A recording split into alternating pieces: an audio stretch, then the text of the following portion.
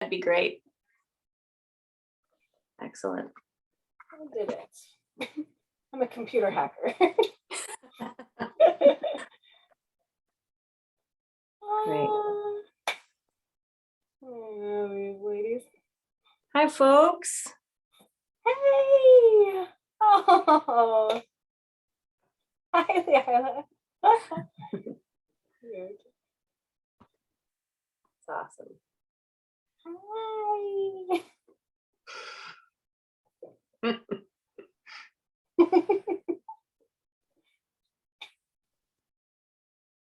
Cool.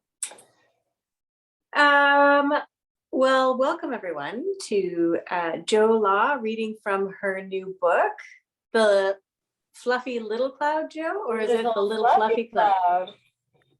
Excellent. Yeah. So yeah, Jo is gonna tell us a little bit about the book and read it for us. And then if anybody has questions afterward, they're welcome to ask them. And there may be people joining us as we go, but we are, as you know, recording this so people can watch it later, because I have a feeling a lot of people are going to watch this. So I'm just going to say welcome to Jo, and please take it away. Thank you, Claire. Thank you so much. I just want to say thank you to the Public Library of Nicole for having me on this Family Literacy Day. I just am super honored to be asked, and also big thank you to the amazingly talented Nicole Norris of the Opal Door. That is at the Opal Door. If you need to go check her out, please do, because it's good. It's good stuff. I'm Jo Law, and I'm going to be reading my book, The Little Fluffy Cloud. Before I begin, I think it's important to do a land recognition. And so I would like to recognize that we are on the unceded territory of the Sinixt, the Secwepemc, the Ktunaxa, and the Salish First Nations people. So we thank you. I know you gave up a lot for us to be here. It's really important to recognize that. Well, The Little Fluffy Cloud, by me. I wrote this book. It's actually been probably 14 years in the making. I know it doesn't look like a lot, but a lot of heart, a lot of thought went into this. And I guess it just really had to bake in my old noggin for that long. So yeah, without further ado, let's crack into it. The Little Fluffy Cloud by me, Jo Law. Illustrations, Nicole Norris. First of all, this book is dedicated to every single being on this planet, including you. Once upon a time, there was a little fluffy cloud floating around in the sky with their cloud family. One night, after they had settled in for bed, the little fluffy cloud dreamt of flashing lights and loud noises.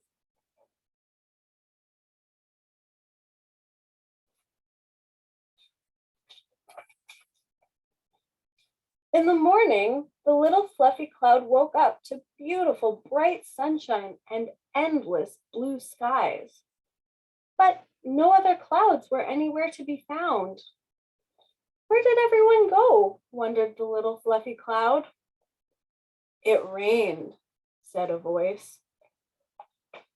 The little fluffy cloud looked over and spotted all the most beautiful colors they'd ever seen. The colors were speaking.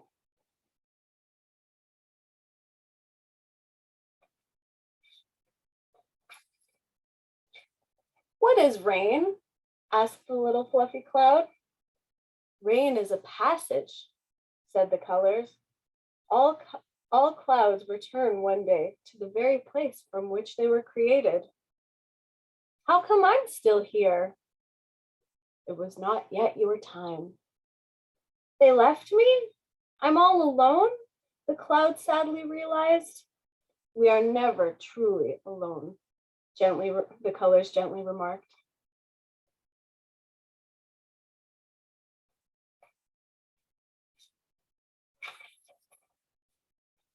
This isn't fair, cried the little fluffy cloud, now on the verge of weeping. Before allowing one single raindrop to fall down, the little fluffy cloud made a decision. I will never rain. And with that, the little fluffy cloud blew away. Soaring over the mountains, down the valley, and through the forest, the little fluffy cloud, who now refused to rain, began to grow. The little fluffy cloud flew as far as the wind would carry them, when all of a sudden, a noise caught their attention. Ooh!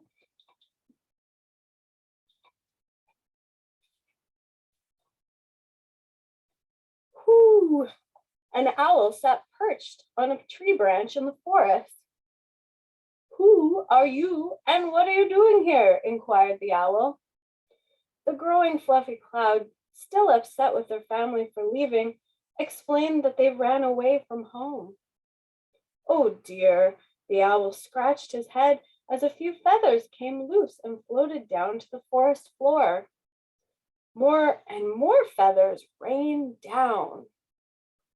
What's happening with your feathers? Worried the fluffy cloud. I'm molting, explained the owl. I let go of old feathers, flowers, to make space for new ones to grow. Not me, said the fluffy cloud. I will never let go of any part of me. This is one of my favorite pages.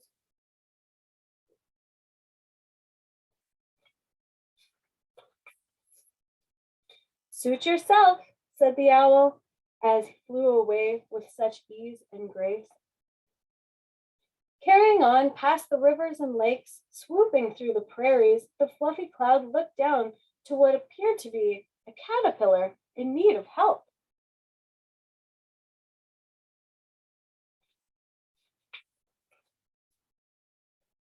Pardon me, the little fluffy cloud begged. Are you stuck? Heavens no, chuckled the caterpillar. Quite the contrary. I'm almost finished. Finished what? I'm almost finished spinning my cocoon. Cocoon? Well, then what happens?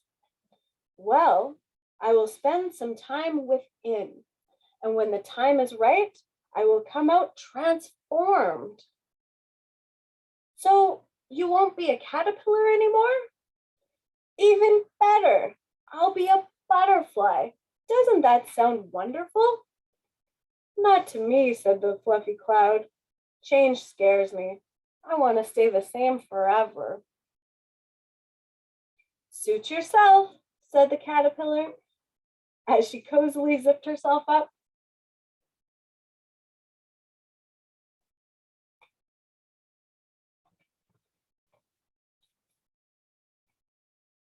And with that, the fluffy cloud continued with their journey, passing over cities and plains, flying on and on until reaching the coast.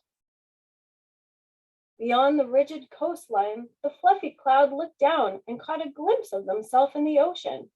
Completely shocked, they saw a cloud they did not recognize. Looking back at them was the reflection of a gray cloud, heavy with sadness and a lot of rain.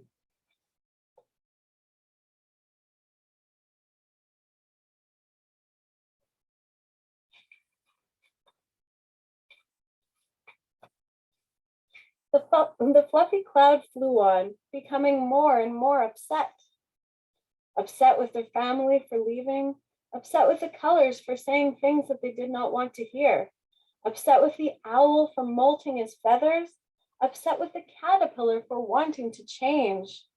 It was all too much.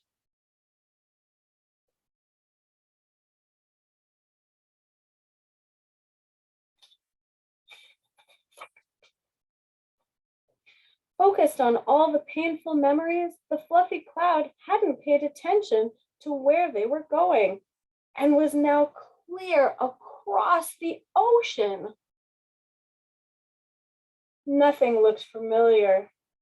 Where am I? Africa, said a small voice down below.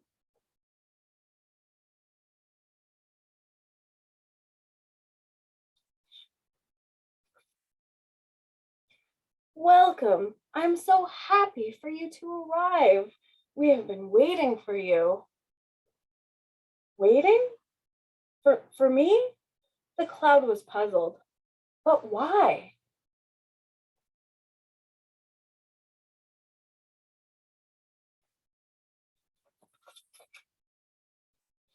Our village has been suffering from drought, explained the little one. Our crops have not seen rain in some time. Rain? Oh, I'm sorry. I can't. Why not?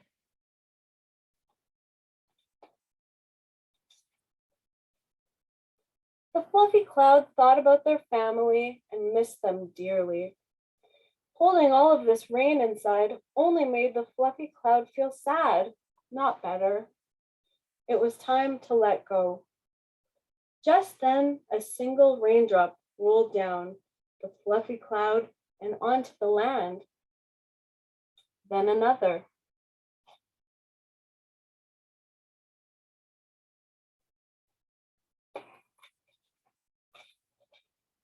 Then another. Soon it was pouring.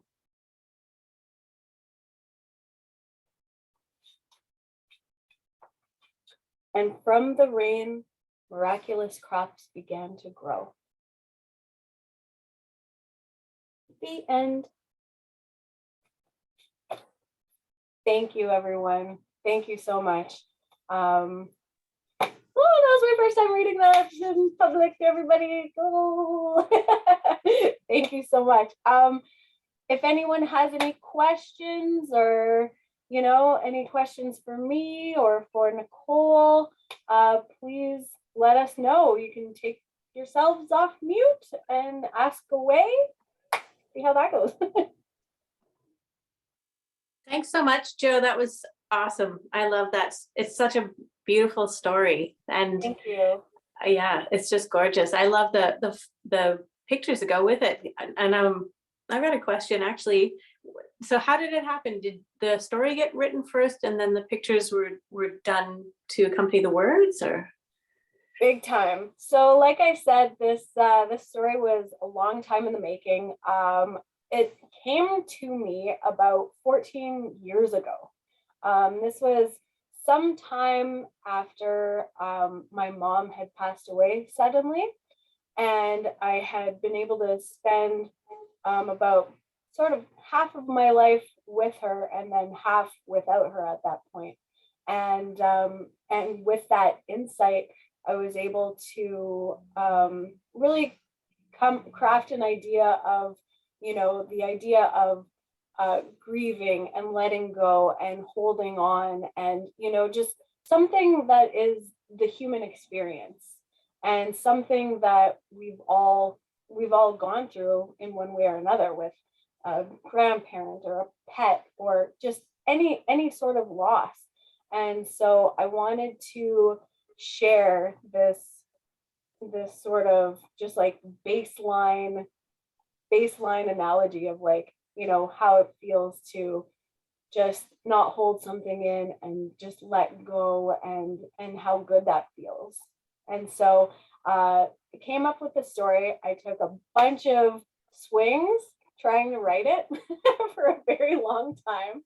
And last year I made a New Year's resolution, which I don't always follow through on, but I stuck with this one, and I was attempting to do the illustrations myself.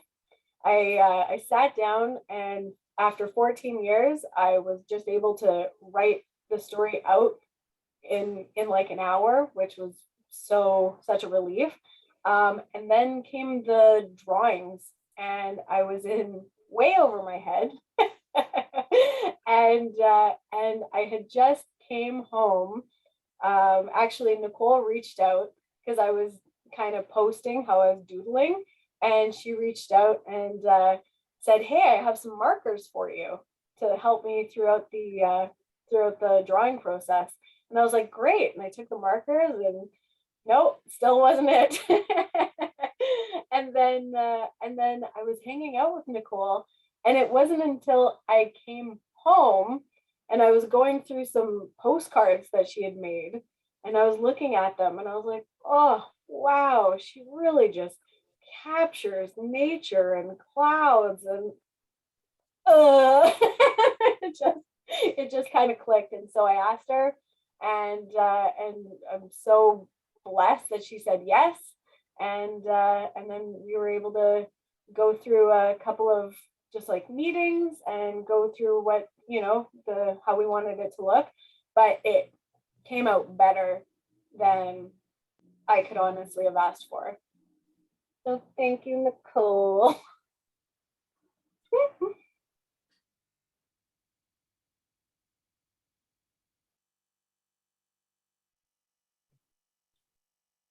Does anybody else have any questions they'd like to ask Jo?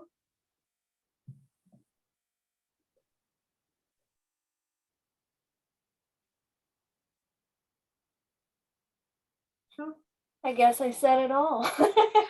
Jo, if people wanted to buy a copy of your book, where could they buy a copy?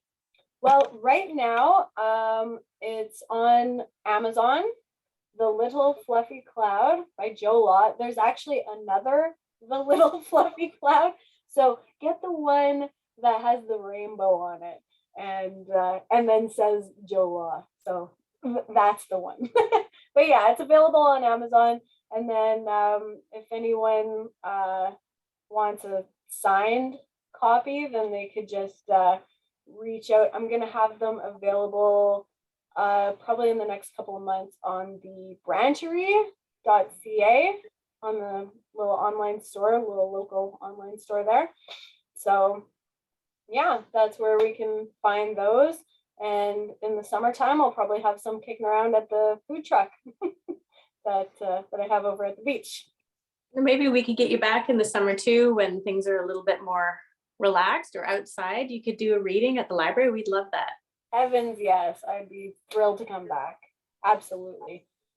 Great. Okay, I just want to say this is the last call for questions out there, or anybody want to just say how much they love the book, because I love the book. Don't put people on the spot. Yeah, I'm not putting anyone on the spot, but come on, it's a beautiful book. Love me. I'll jump in here. I loved painting this book, and I loved working with Jo. She's amazing. I did not hesitate very long to take this project on. Jo read me the story and I cried because it was so beautiful, and I was able to let go of things while I was creating this for her and for all of you. So thanks so much for this opportunity, Jo. It's been amazing, and I'd do it again. Interesting. Thank you so much, Nicole. I can't thank you enough. The pictures are just, they take the story to a whole nother level. And I so appreciate you. Thank you. Yeah, Pam will definitely get a hold of you if there's an in-person reading, because yeah, I think we'd all love that for sure. Totally. Yeah, let's stay connected. I would just love to read. Awesome. Yeah, Heidi's saying that they love to listen to you read it, and gorgeous artwork, Nicole. Yeah, thanks to you too, Heidi. Thanks for coming. Yeah, so yeah, I just like to say a huge thank you to Jo. It is a beautiful book, and Nicole, just amazing pictures to go along with it, just lovely. So yeah, thank you so much for attending, and I'm going to make sure that this gets up on our YouTube page and gets shared around, so people get to hear it, and hopefully they'll get a copy of their very own. Yes, or if you can't do that, maybe one is available at the library. Hey, all right. Yeah, we just have to catalog it and it'll be ready to be checked out. Get ready for that. Cool. Thanks, everybody. Happy Family Literacy Day, and have a lovely day, and hopefully we'll see you soon. Bye.